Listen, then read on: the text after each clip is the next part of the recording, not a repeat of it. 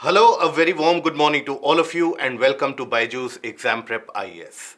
Welcome to today's the Hindu Newspaper Analysis, where we shall be analyzing the important articles which have appeared in today's the Delhi edition of the Hindu Newspaper, and we shall try to understand the various different associated concepts with each of the article, and at the end of the day we shall also be analyzing the subjective type of questions which can be asked from this area and how to approach the answer writing for these questions. In the meanwhile, I would also suggest to you that after attending this analysis, kindly go to our Telegram channel and kindly take up the multiple choice question quiz so that you are able to prepare according to the requirements of the prelims examination as well simultaneously. So without further ado, let us initiate the discussion. So the topics that we are going to discuss for the day, in total we are going to discuss around 7 topics. Now, 3 of the topics we are going to have a detailed discussion about, that is the macro view of the fiscal health of the states, which has appeared in the editorial page, which is relevant for your GS paper 3, that is in the portion of economy. And why this is very relevant nowadays, that is something that we are going to understand. Then antibiotics with a promise, a lifeline India awaits. So here we are going to understand about antimicrobial resistance and the importance of having drugs which are able to treat these kinds of pathogens who have developed antimicrobial resistance. We are also going to take a look into what do we understand by emergency utilization authority and the authorization which is provided, EUA, what that is also something that we are going to analyze. This is also something which is going to be relevant for your GS paper 3. Then lessons from the fracas over food grains. Now, you would have heard about the open market sale scheme by the government, whereby the food grains and their sale to the various different states have been put under a bit of a limitation. So how that is bringing about various different kinds of issues in terms of the various different states. And as we have the overall national meet of the food ministers, again, this issue is of prime importance. Then this particular topic can be relevant even for your essay portion, because this also talks about, to a slight extent, even into the extent of cooperative federalism, and also about the issue of poll promises, the freebies, as they have become very prominent nowadays in the portion of current affairs. Then certain areas relevant for your prelims. So you have had the SCO meeting and Iran was admitted as a member and the membership of Belarus had been initiated. That is something we are going to discuss. Connection between the health and also the maternal health and anemia. It is not mental, it is the maternal health and anemia. That is something we are going to take a look into. And the state's debt cost increases, along with the leptospirosis, which is also referred to as the rat disease in common language. So taking a look at the first topic of the day, and that is the macro view of the fiscal health of the states. Now, when we talk about fiscal health, first of all, let us understand the basic keywords associated in the article. Fiscal health. What do we understand by the term fiscal health? So, it refers to the financial capacity or capability of any particular organization, state, or a nation involved. Now, when we say the financial capability, what do we understand by that? What is our means to spend and what is it that we are earning? Please understand that any particular country, any particular state for that matter which is involved, they are able to spend only as much in general as they are earning in proportion to that, right? And in case certain states, when they end up spending much more, they run into deficit. And that fiscal deficit, that is something which has been plaguing the Indian economy at large, and upon further analysis it is understood that it is the states who are running very high amount of fiscal deficits as well. So here in this article, the writer basically talks about certain different types of deficits. So broadly here you will come across the term of revenue deficit as well as fiscal deficit. Revenue deficit as well as the fiscal deficit. Now what are these? And why is it important for us to keep a track of this? So not only do we get an idea about the financial health, but we also are able to understand the spending priorities of any particular nation or a state. Now, this article rightly points out that when it comes to the central level, the fiscal deficit figures at the central level have come down quite drastically from the level of the COVID pandemic. At the time of the COVID pandemic, the fiscal deficit of the entire country was close to around 9.1%, and this has dropped close to around 5% as per the latest budgetary estimates. So there has been an uptick, and similar uptick has also been provided by the states as well. But what is this fiscal deficit? So in very simple terms, when you hear about the term fiscal deficit, simplify it as financial deficit. That is the total expenditure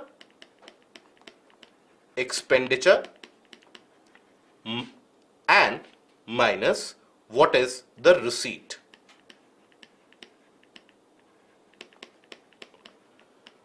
Right? That is the earning, the total amount that you are spending and the total amount that you are earning. So where is it that the country earns from? It earns from various different sources, such as from the capital assets that it has. It earns from various taxes, direct taxes, indirect taxes. So that gives you an idea about the fiscal deficit. Ideally, the lower the fiscal deficit is, the better it is. Why? If the fiscal deficit is low, means that the expenditure in comparison to the receipt or the revenue that you are getting, that is under control. And that is always a guarantor for fiscal prudence, but also gives you an ability to spend in areas where you want to, the areas which you want to prioritize. For example, let's suppose as a nation, let's suppose a nation X wants to spend significantly in research and development.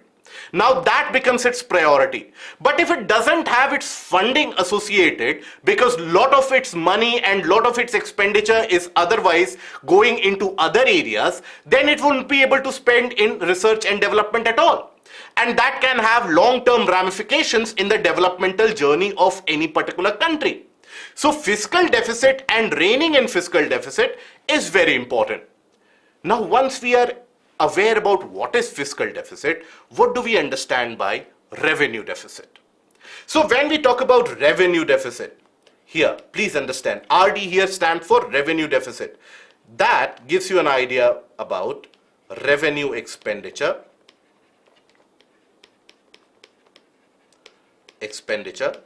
minus revenue receipt. Now, what do we understand by revenue expenditure?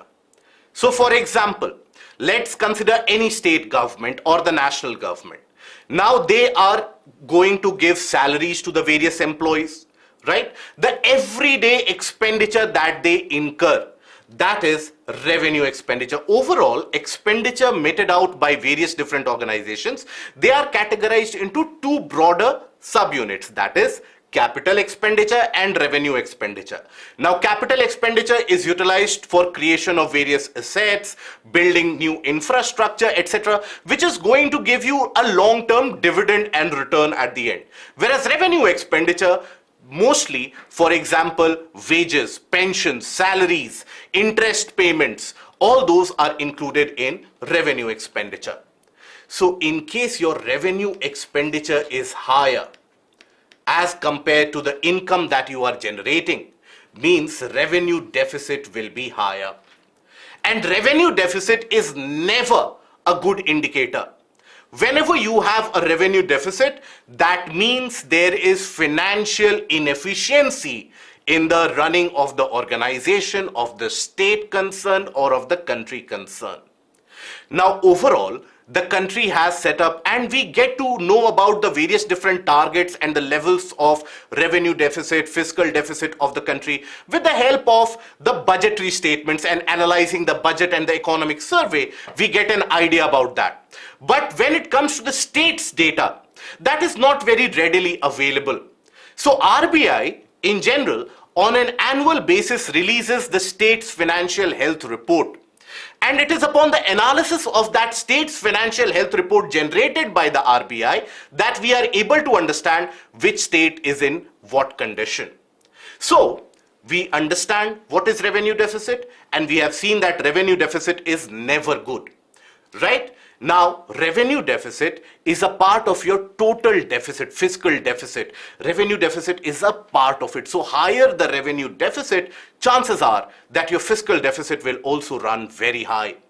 That is why in the long run, various different countries, they aim to lower their revenue deficit as much as possible at a sharper rate as compared to the fiscal deficit. As of now, the country's revenue deficit is roughly to the tune of around 4%, but there's a lot of scope to improve in that regards as well.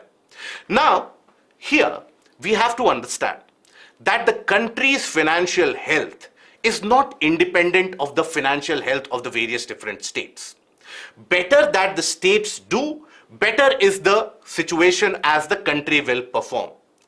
Now, upon deeper analysis of the various different states and their performance, it has been found out that there are 7 states where both the fiscal deficit as well as the revenue deficit figures, they run very, very high. Now, if the revenue deficit figures of the states run very high, that is very, very detrimental. And how it is detrimental, how it impacts the states, we will come to that. But the point to note here is that since the time of the COVID pandemic, the revenue deficit has not increased as drastically as was expected or estimated. Why? Because at the time of COVID pandemic, the estimate was that, look, if the various different states, the country itself is spending significantly on healthcare, on various different services, etc., and it is not generating much of an income. So all the various different states should have run into very high revenue deficit and fiscal deficit figures. But the positive surprise and the positive signal is that the states have managed to put their finances under control. And this has been because of various different reasons. Why the various deficit figures are in control, the reasons for that if you cite. So what are the reasons for having a control over the deficit figure? First of all, you have had a better coordination between the state and the center during the time of the COVID pandemic and the expenditure incurred during that point of time. So better financial coordination.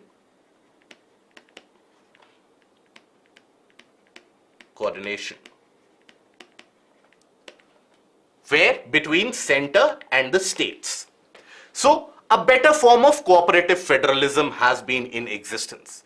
Then other than that, the other aspect why it has been in control is because even during the time of the pandemic, where you would have seen that in the entire world, the trend was that distribute free money to the people so that they will have some money with themselves so that they can spend that money. Right? Various different European nations and various different developed nations, they pursued that path, that they would print more money and they would give it out to people so that there is some demand in the economy. But none of the Indian states and the nation itself, they did not venture into this territory. They followed a kind of a practical approach and a fiscal prudence. And that is what has brought about a better viability of the economy right now. Right now, the entire talk across the globe is how the global economy is plunging or plummeting due to poor condition of economy across the globe. High rate of inflation is very common. And why is that? Because of high amount of revenue expenditure carried out by the various different countries. Now that was not done in India. So you have better fiscal prudence. That is another reason. And also, another factor that we have to consider, that for the past year and a half and more so, the tax collections have mobilized quite significantly and they have increased. So the tax collections, when they increase, the center will be able to give a larger share of the funds to the states as well, improving their own finances also. So the improve or the uptick in GST collection and the other form of tax collection, non-GST tax collection, has also been on the rise, and that is why the fiscal conditions have improved. So better tax realization or collection. This is in fact one of the reasons that you would see how and why various different states, they are very reluctant to reduce the taxes that they impose on petroleum products, the taxes that they impose, for example, on the air turbine fuel that you have, which is used in aircrafts. And that is one of the reasons, because of the high taxes imposed on them. This is one of the reasons why the airfares right now is very, very high. And that is what the entire country is working upon, to bring the taxes on lower on that level. Now, that has been one of the causes to improve the financial health, and hence the states are a bit reluctant. Now, these reasons, they have improved the financial health. But that cannot be said for every state. Because ever since the 12th Finance Commission itself, it has been pointed out that 3 states in particular. Which are those 3 states? West Bengal, Punjab, Punjab and Kerala. Now these 3 states in general, ever since the 12th Finance Commission, it has been pointed out that not only is their fiscal deficit very high, their debt level as compared to the state GDP is very high, but also in that fiscal deficit, revenue deficit comprises close to around 50 to 70% of that deficit, which means what? For a common man, what are we supposed to understand? That if revenue deficit is a high figure of fiscal deficit, what does that mean? That means that all the borrowing that you are carrying out in order to meet your finances, that borrowing is basically carried out in order to meet and compensate for the financial inefficiencies that we have in the system. We are not earning as much as we are spending. So that is where we have to understand that there is a bad signal involved as well. And what is that alarming signal? That these 3 states which were earlier flagged for poor finances, now that number has increased to 7. And now we have 7 states where the fiscal deficit is very high, where the revenue deficit is a large portion of the fiscal deficit, including Andhra Pradesh, Kerala, Tamil Nadu, Haryana, Punjab, Rajasthan and West Bengal. So the earlier outliers, that is West Bengal, Punjab, Kerala, they are still there, but new states have been added to the list. And in fact, if you read that RBI report in detail, it was actually released last year in the month of June and July. In that point of time, that report was generated. So if you read that report in detail, you will get an idea that the problem is not only restricted to these states. You have various states such as Uttar Pradesh, etc. They are also not doing particularly good in terms of the revenue deficit also. Now, when we talk about the various states, where does the revenue deficit figure come from and why that is a problem that needs to be solved immediately?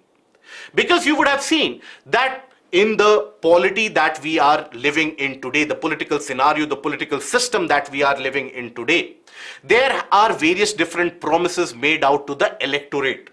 The promises such as a kind of a subsidized rate at, let's say, electrical connection, water connection, or let's suppose the distribution of food grains that we are going to talk about. Now, if the states, they do not have financial capability to hand out the same, what do? They borrow some amount from the market in order to give something for the free to the individuals. And as a result of that, the state's financial health keeps on worsening. Now, what will be the consequences? If the state's financial health starts to deteriorate, what will be the consequences of the same? Let us understand that. The impact overall. Now, the first impact will be reduced spending capability. Reduced spending capacity. Excuse me. Now, why is that a problem?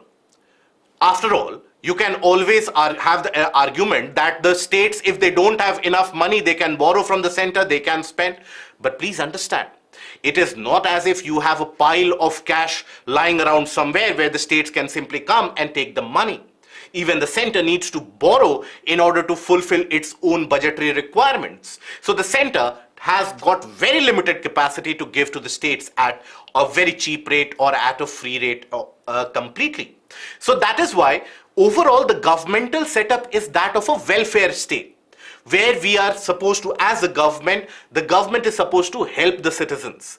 Now, if you don't have enough spending capacity, either you will compromise on the infrastructure, the spending on infrastructure, or the welfare schemes, or the educational outlay that you put, or the healthcare setup.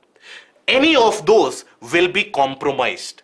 Now, when spending on those get compromised, it damages the state in the long run. If you spend on infrastructure today, the result will be something which will be visible 10 years down the line. But if you do not spend on infrastructure today, the result is something which will be visible almost up till 20 to 30 years into the future. You can take the case of many of those economically poorer states of the country, where you would come across a scenario that there was a very reduced infrastructural spend which occurred during the 80s and the early 90s and the late 90s as well. As a result of that, those states are suffering till now. So you have reduced spending capacity, then increased borrowing cost.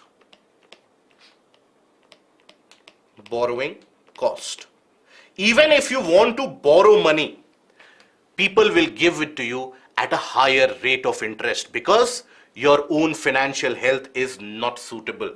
It also will lead to frequent center-state clashes. Why?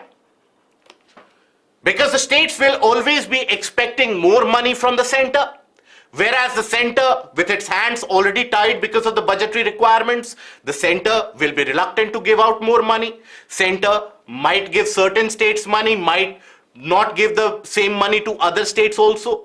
So as a result of that, you have a kind of a federal structure which is weakened in the long run based upon the financial outlay. So the impact is quite significant. And another impact is the reduction in asset quality. What does that mean? Reduction in asset quality. That means that the existing assets that the state has, for example, let's suppose the hospitality business that the state is in, or the various different PSUs that the state runs and state has operational holding capacity of that, or let's say the infrastructural facilities that are present. For example, you have the transport sector, you have the services sector, etc. Because of reduced funding capacity and the reduced financial outlay, you will never be able to spend on those. As a consequence of that, their conditions will continue to deteriorate over a long run, and as a result means that 10 years down the line, you will be spending almost twice as much on the same infrastructure which could have been maintained, provided you would have given some amount of money to those. And also reduced quality of human capital. What do we understand by human capital? Human capital is also impacted. What do we understand by human capital? So human capital here basically ends up inferring in a broader sense about the health parameters, the efficiency of the demography that you have, the population that you have, the educational levels that you have. So if you are unable to spend in the education and the health sector, you will find out that in the long run, that will lead to unemployment, poor conditions of education and employability in general, and reduced per capita income as well. So these are the various impacts that are staring at us. So what is the solution? All these states which are running very high revenue deficit, what is the solution for that? The solution can be that one-time grant can be provided by the center, for example. Grant means the center won't take interest as a result of that. Now, that grant the center can provide, but then it can be only one time. But suppose I am an individual who splurges a lot of money and I'm not able to earn enough. Somebody gives me some money to pay back my older loans. Does not mean that tomorrow I will not be needing to take another loan from the market, which means that this grant does not mean that the financial health of the states will improve in the long run, as long as the financial practices do not improve. So that is why each and every state has to develop a kind of its own fiscal prudence and a financial stability plan. And it has to stick to it. It is very easy to deviate from that target, because all that you are worried about is the election next cycle. But then if you stick to it, these conditionalities can be kept as a parameter based upon which the center can give out those one-time grants. And if that is done, for that, first of all, the states need to keep their accounts book very clean, because many of the states, their account books are not very clean. So that needs to be done, that needs to be sanitized. And eventually after that, a performance-based incentivization program can be done by the center, and over a long run, that can improve. So in this article, what is it that we have looked into? We have looked into what do we understand by fiscal deficit, what do we understand by revenue deficit. Both the figures have improved quite drastically ever since the pandemic. In the 2 to 3 years, that figure has improved. But then there is a concern also. Why? Because the various different states, they are running very high revenue deficit figures. Now, why they are running high deficit figures, that also we have talked about, because they are generating more expenditure as salaries, pensions, wages, and other programs, and they are not earning enough. So as a result of that, they need to be more fiscally prudent. But the impact of poor financial health, we have also looked at the various different impacts. So this can be relevant both for your prelims as well as for your mains. In your prelims, you can be asked questions about what do you understand by revenue deficit, what do you understand by fiscal deficit, and in the mains, you can have a question which we will discuss at the end of the session. Okay? Now, a couple of questions. Javed, revenue deficit not create any asset? No. It does not. Revenue expenditure, when we talk about, revenue expenditure does not create any new asset whatsoever. Okay? Right? And then, moving on to the next article. That is Antibiotics with Promise, a lifeline India awaits. Now, this article is revolving around a kind of a case study, a story. Now, that is about an individual who was hospitalized with a drug-resistant microbe. Now that drug-resistant microbe, what do we understand when we use the term drug-resistant microbe? So you would have heard about the various different diseases caused by the microbial infection. Now these microbes, they end up infecting the body, and we use various drugs and antibiotics to kill those microbes.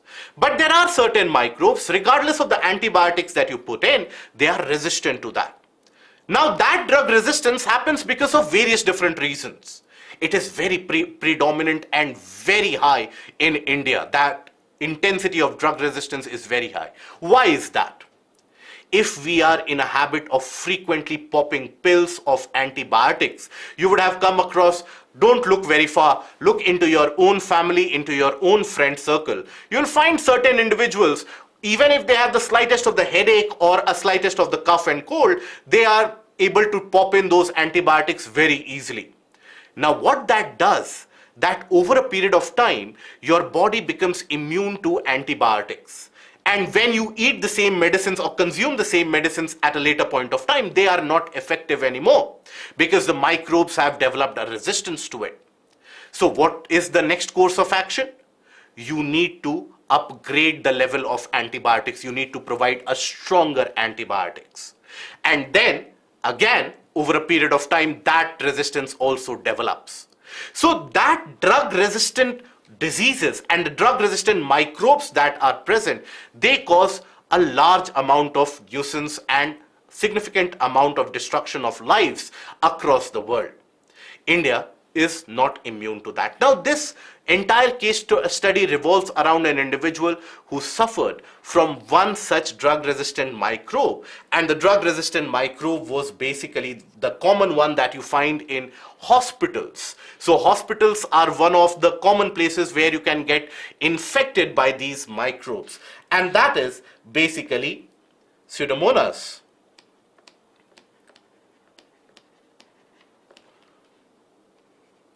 aeruginosa.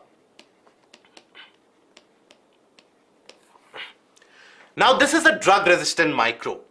Now you have various different types of drug-resistant microbe. For example, the E. coli that we have in our intestines, that is also significantly drug-resistant.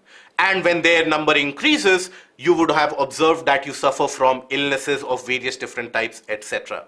You also have various different types of other diseases for other microbes, for example, Acinetobacter, Baumannii, etc. Now, once that drug-resistant microbe comes in, the various different medicines, they become ineffective. Now, in this case, what was done?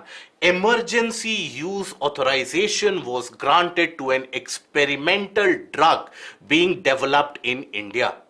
Now that drug developmental process is also a bit complicated. I'll talk about it. But that EUA, emergency use authorization, was granted to that experimental drug. And that saved that individual's life. Now, that is the context in which this article is written.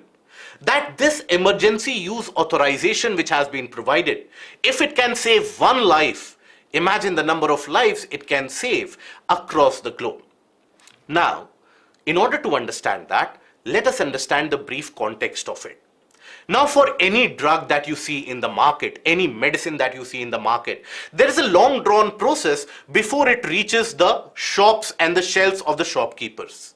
First of all, that experiment is carried out with various different sample sizes, animals, and then human-based trial takes place, peer-to-peer review happens, and eventually after that, the drug agency approves that particular drug fit for use. Now this takes a long period of time. This takes close to around maybe a decade and sometimes even more. So that is why many of the times, many of the drugs are in experimental stages, but they are not available to the common masses because the approval has not yet been given. Now, since the time of the COVID pandemic, this EUA or emergency use authorization, that became very prominent. Because at the time of the COVID pandemic, COVID-19 was a very new kind of a disease that nobody had any clue about. So that is why, in order to fast track the development of vaccines, in order to cross certain loops, and in order to improve the availability of those vaccines to the earliest possible date, that EUA was provided to the various different vaccines. And as a result of that, those vaccines became available to us at a much earlier date, and the result is before us, where the impact of COVID-19 was significantly reduced as a result of the vaccination program that India carried out. Now, in the case of the drug-resistant microbes, you have to understand that in India, not much of a drug development takes place. In India, majority of the drug development that is observed is the case of understanding the chemical composition of the drugs developed abroad, using it and trialing it on the Indian citizens and the suitability on our body, and then releasing the drug. So that novel invention is not very prominent in India, even though India is referred to as the pharmacy of the world. We are one of the largest drug manufacturers and pharmaceutical product manufacturers across the world. But still, that early stage research is not very common. So as a result and as a consequence, that approval process is not very streamlined. And hence, that developmental process, first of all, is not trusted in many different countries of the world. And secondly, it is sometimes facing inordinate delays. You would also have come across the news articles where Indian eye drops and Indian made cough syrups, they have caused large scale impact, detrimental impact in various different countries of export. So that tells something about our standardization of drug development. So not only do we need to understand that this EUA needs to be provided at an expedited process, but also we need to do something about antimicrobial resistance. Now, how do you control that antimicrobial resistance? First of all, the basic thing, a cleaner environment around us means lesser pathogens and lesser microbes around us. And the lesser microbes, as the microbes interact with our body systems more and more, they develop immunity. But if they don't, and if they don't interact on a very frequent basis, the immunity level, or basically the microbes, their immunity level is very less. So cleaner surroundings, first of all. And secondly, we have to put a control in the amount of antibiotics that we are consuming. And that is why the government had some time back launched what was referred to as the Red Line campaign. Now, what was this Red Line campaign? It is still functioning even as of today. What is this Red Line campaign? This basically talks about, now when you go to the medicine shop to buy a set of pills or medicines or antibiotics, you would have observed that in the case of the antibiotics, you have a very narrow red line which is encrafted upon them. Now, it has been mandated that those antibiotics should not be sold over the counter without the doctor's prescription. A doctor's prescription is a must. Now, why has that been made a rule? So that people don't consume or don't get into the habit of frivolous consumption of antibiotics, where even a cough and cold instigates antibiotic consumption. So that Red Line campaign has been helpful in that aspect.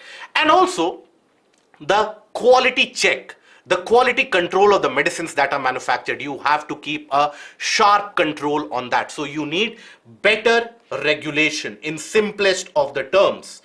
And compiling all the aspects, you need better regulatory standards. Now, if you are able to regulate that homologation, the certification process, you will be able to maintain the standardization of the drugs which are manufactured and lesser impacts that it will have on the other citizens or the other people who are consuming it. Then, the emergency use norms.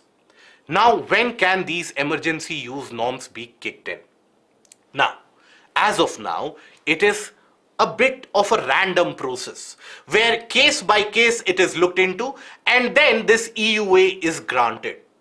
But that is something which can be a matter of life and death for a common individual suffering from any of these. Let's say somebody is suffering from Acinetobacter baumannii, one of the other pathogens that you contract when you go to the hospitals. Let's suppose you have gone to a hospital and you have contracted a drug-resistant microbe, because in hospitals generally the microbes which are present, they are going to have a high degree of drug resistance for obvious reasons that you can understand.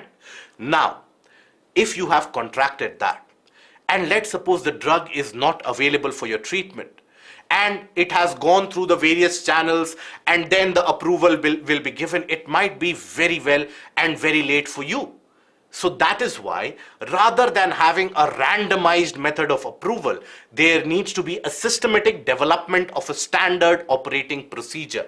So here, a standard operating procedure or SOP needs to be developed.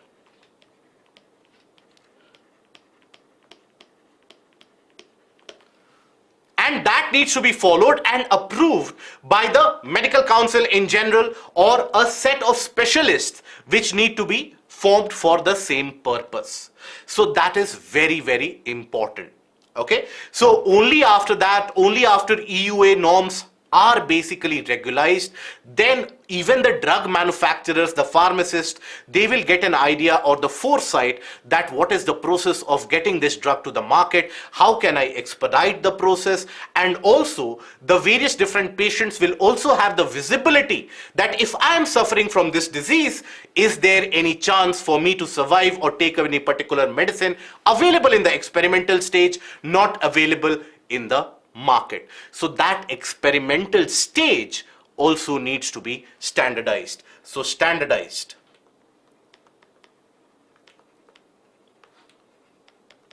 methods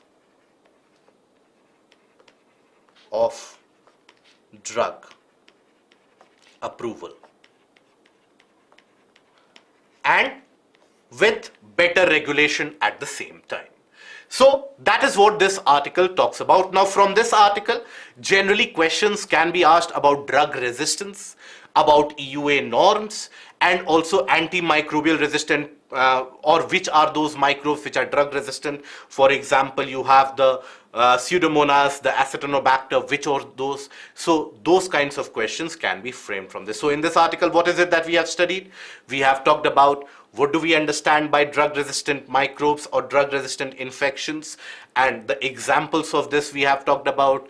Then we have talked about why it happens, what can be the methodologies to control it, and also what do we understand by the EUA norms, when are they provided, why they need to be standardized, and also in order to streamline the process, what needs to be done. Yes, that is emergency use authorization. I hope this article is understood. Now, then we come over to the next article, and that is lessons from the fracas over food grains. Now, again, this is a topic that has been in news for almost 1 month now, where the newly elected Karnataka government in its poll manifesto had basically declared its intention to distribute free food grains to a large section of the population. Now, that free of food grains which were supposed to be distributed, including rice, now the government is unable to do that. The state government is unable to do that, and the state government has now finally decided to resort to some amount of direct benefit transfer into the accounts of the beneficiaries. Now, why is it that the government is unable to fulfill its promise, and what does that indicate to us in the long run?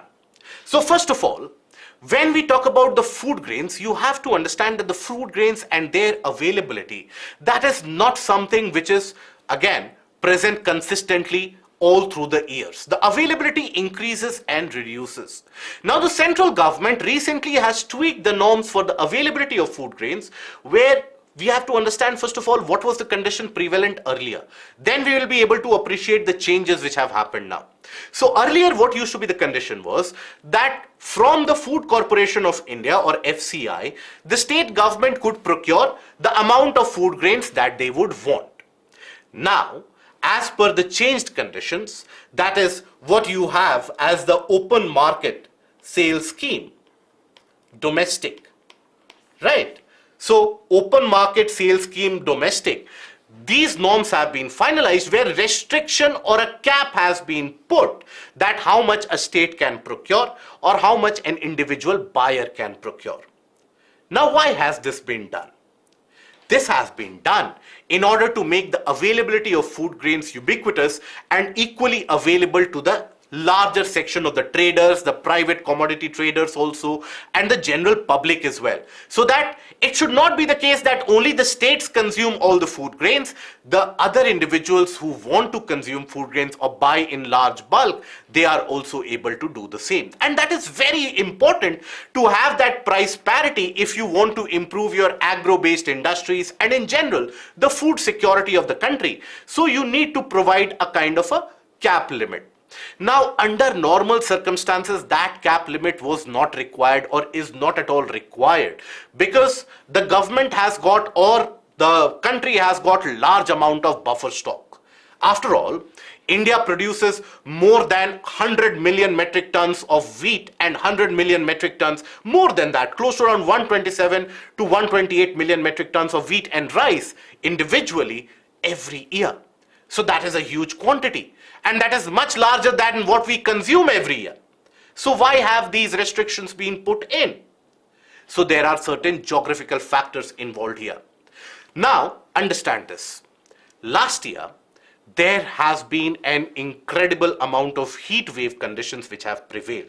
Heat wave conditions have prevailed even this year, but last year was an aberration because the heat wave conditions, they dominated in the month of March and April last year.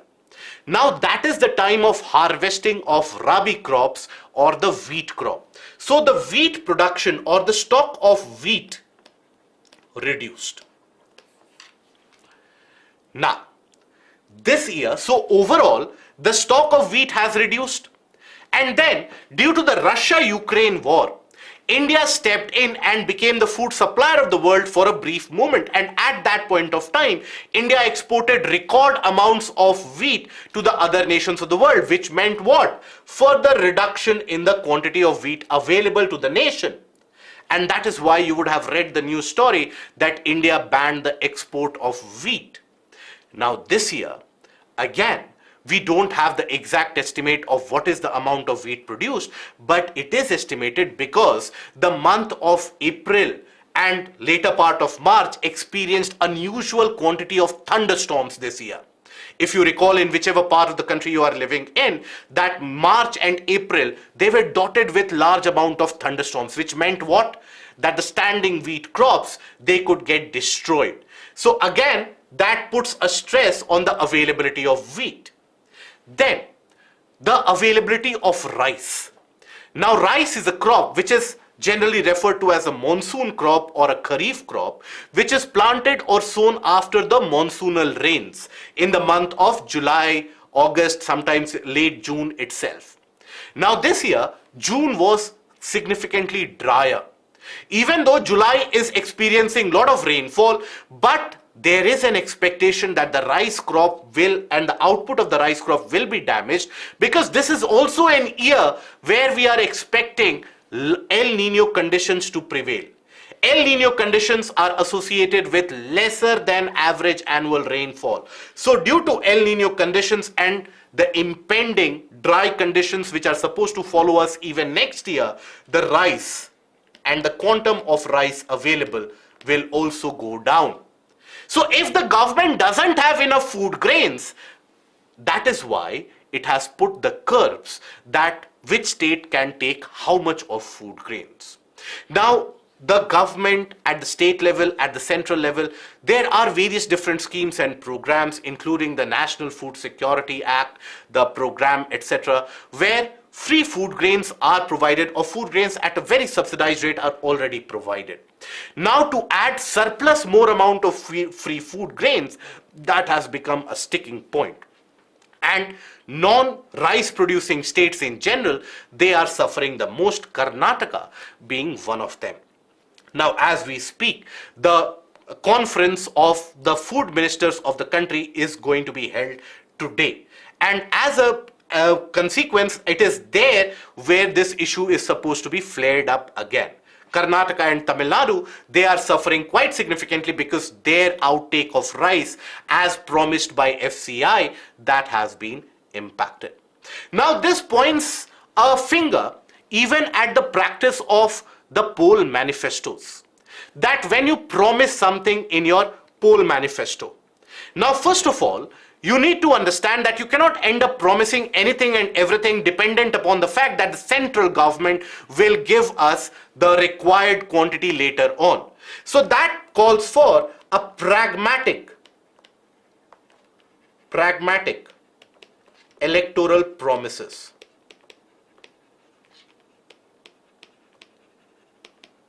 That needs to be done.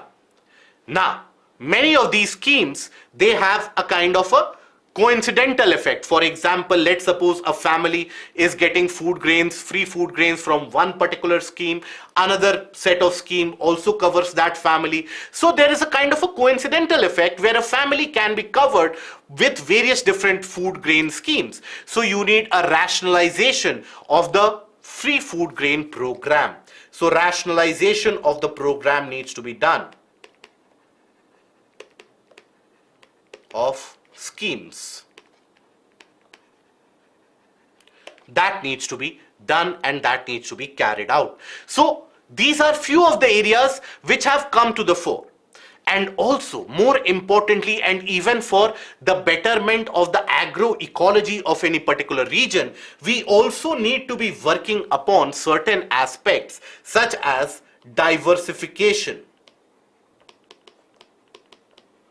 of food grains.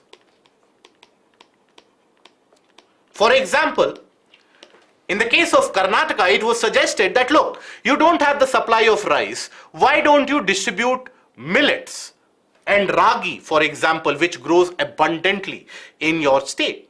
Now, even for that matter, the amount of food grains promised in the poll manifesto, that is so high and that is so huge that even these millets and procuring them, that is also an impossible task. So again, everything comes back to pragmatic poll promises, and that is where the center and the various states, they need to come at the same platform, that what is it that we can announce and what is there which is in existence in the practical reality of execution. You cannot end up promising someone the moon and eventually you cannot impose the condition that, okay, bring your own spacecraft and I will send you to the moon. So that is where we need to develop some kind of a practical approach. A consensus building is required to understand the realities of that free distribution scheme in general. And this is also relevant when you interrelate this particular topic to the first topic that we discussed today, that is about the fiscal prudence of the states. The states have to realize their own fiscal prudence before making an announcement, before developing or rolling out a scheme. For example, take the case of Telangana. Now, Telangana as a state was doing particularly good in terms of financial health parameters, but it was only after certain schemes which were rolled out that Telangana also started running into high fiscal deficits. So that is where the fiscal prudence again comes to the fore. Now, then coming to a certain topics which we are going to browse upon only for your prelims perspective, and that is where the SCO meeting, the virtual meeting which was held. Now it is here that India took a very firm stance on terrorism, and India held it very strongly in a kind of an indirect reference to our neighboring nations of China and Pakistan, that harboring terrorists is never good for any particular nation in general and also humanity. So that is what India harped upon, and India talked about the importance of developing a multipolar world rather than developing a kind of a unipolar or a bipolar world which was in existence during the Cold War era. India and all the various different member nations, they talked about the multipolarity, and that is where SCO has been very relevant this year. Even China, for that matter, called for the various different aspects of developing a regional security structure. Now that was not received particularly well by India, and China highlighted upon how the various different nations, they should get rid of that Cold War mentality. China also talked about and quoted Rabindranath Tagore in the aspect of economic and security development simultaneously. And in terms of the prelims, what is important for you to understand is Iran was admitted as a member. So now SCO has got 9 members. SCO basically was founded in 2001 by the presidents of Russia, China, Kyrgyz Republic, Kazakhstan, Tajikistan, and Uzbekistan. India and Pakistan became late members. So all the Central Asian stans that you have, all of them are there other than Turkmenistan. And rather than learning all of this by heart, just understand the logic why Turkmenistan is not there. Because China, which is a kind of a flag bearer and an origination of SCO, China doesn't go particularly well in terms of relations between China and Turkmenistan. And China has always alleged that Turkmenistan continues to supply certain or provide certain amount of militias and extremists, hampering the peace in the Xinjiang region of China. Certain groups of Turkmenistan have been banned by China, so the relations are not particularly good or hunky-dory. That is why Turkmenistan is not there in this grouping. Iran has been admitted, and now the number of members have become 9, and the process of induction of Belarus, that has also been initiated. So here at this platform, the various leaders also talked about increasing the scope of the various different nations and this platform to make it more broader. The reference was also done on economic strengthening, but India did not participate in that because of the BRI initiative, the Belt and Road initiative that China highlighted, and India is against the BRI project because it passes through the Pakistan occupied Kashmir. Then the other article about the maternal health and anemia. Now, anemia is what? Anemia is basically one of those diseases whereby the blood's ability to carry oxygen that reduces. So in the case of anemia, blood's oxygen carrying capacity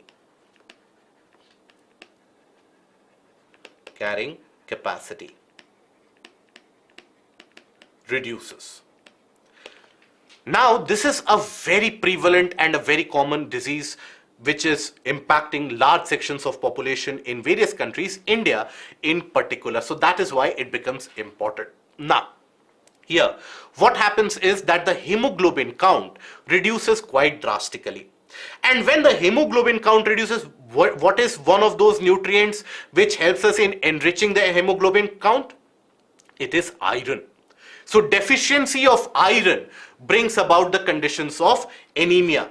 So iron deficiency causes significant amount of anemic diseases. Now, as a consequence of that, if your blood, and apply your common logic here and common sense, if your blood is unable to carry out enough oxygen, the cells won't get enough nourishment or nutrition.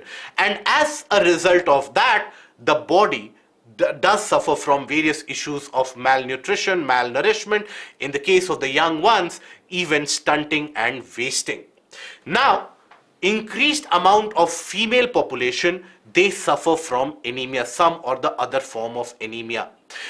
Almost, as per certain estimates, it is close to around 53%. So that high amount of female population, now when they get into the maternal phase, there is a slightest amount of bleeding can cause a lot of weakness, because bleeding, what does it do? Bleeding reduces the amount of blood. Anyways, your blood had lesser oxygen. Now the amount of blood has also reduced. So the body starts weakening. As a result of that, maternal mortality always is a major prevalent issue. Other than that, you will also come across a scenario where you will find out that the infant which is born, their health is also very poor. Their muscle development, the height growth, etc. does not happen. This is one of the reasons why India has got the largest section of the malnourished children across the world.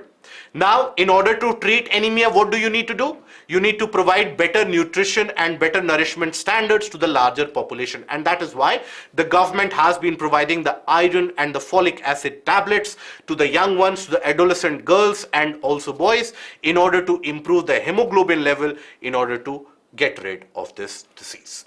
Okay?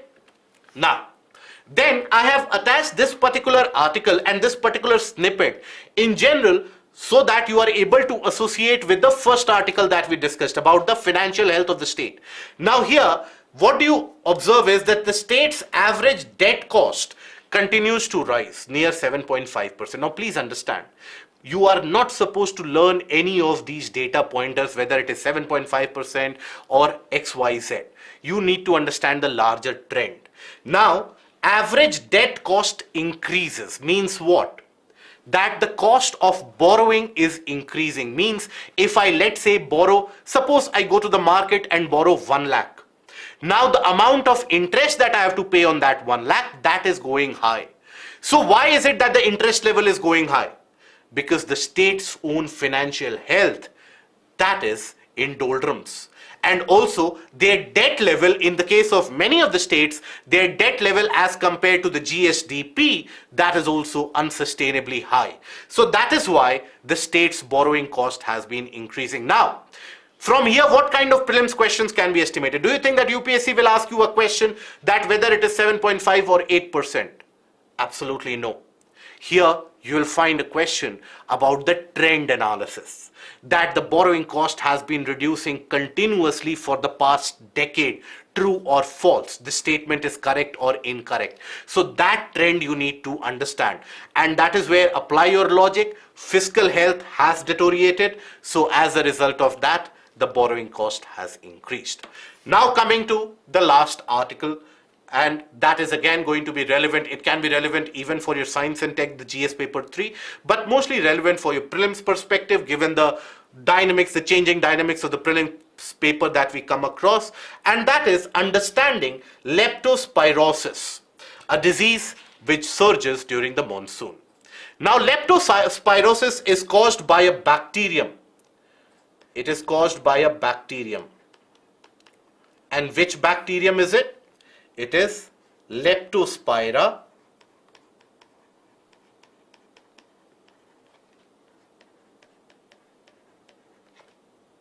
interrogans.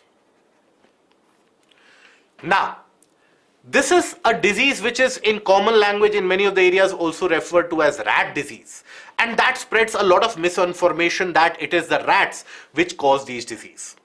Basically, this disease is commonly found in the cattle, in the domestic animals that you have. So this is a disease which primarily impacts the animals, the domestic ones, including the cattle, dogs, etc. Now they get impacted by that. Now they also get severely impacted in the sense that, for example, in the case of the dogs, they will suffer from jaundice, diarrhea, weakening of the muscles, etc. And in terms of cattle also, it will have the weakening impact, flu-like conditions, etc., which will prevail. So it will impact the cattle, but at the same time, these cattle and the animals, through their urine, they pass out the various different pathogens. And it has been found out by various different researchers that even up till many months, and in certain cases even years after the infection, these pathogens are passed by the urine of these animals. And upon contact, the human skin contact with those contaminated materials, that makes us vulnerable. Now, during the monsoon period, when you have immense water logging everywhere, those animal feces, animal urine, etc., due to water logging, we humans also get in contact with them. So that is why the onset of the disease is very frequent during the monsoon months, and its symptom is largely consistent with flu-like features, and that is why it is not very reported. Significantly, it is not reported because many of the people, even the diagnosticians and the physicians, they mistake it for a kind of a dengue outbreak or a dengue fever, or let's say a kind of a malaria outbreak. But then it has been found to be very predominant in the southern part of the country. And that is also because of the high rainfall conditions of the southern part of the country, and also because there is a better healthcare standard and a better reporting in the southern part of the country. That is why the incidence of the disease has been reported to be high. So what needs to be done? In order to get rid of this problem, first of all, cleaner sanitation methods need to be given and maintained. Because please understand that various different animal products of the country, they are not exported, and many of the various different European nations, they are not ready to import our milk products. Why?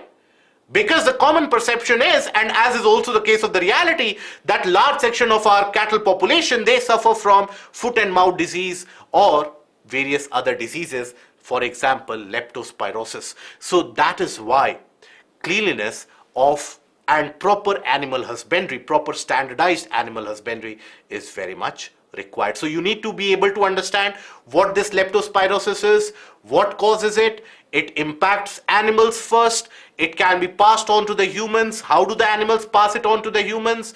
By the aspect of their urine and their excretion. Okay, and this is referred to as a rat disease, but if a statement is framed, that is how the prelims statements are framed, that it is only caused by the rats, you have to be aware of those. Okay, so that brings us to the end of the discussion for today. Now let us take a look at the questions and how we can answer them. So the questions: the road to national fiscal prudence originates from the states. Elaborate. Now here, whenever you get a term like elaborate or elucidate, you are supposed to understand the statement, talk about the statement. So here in the introduction, what do you write?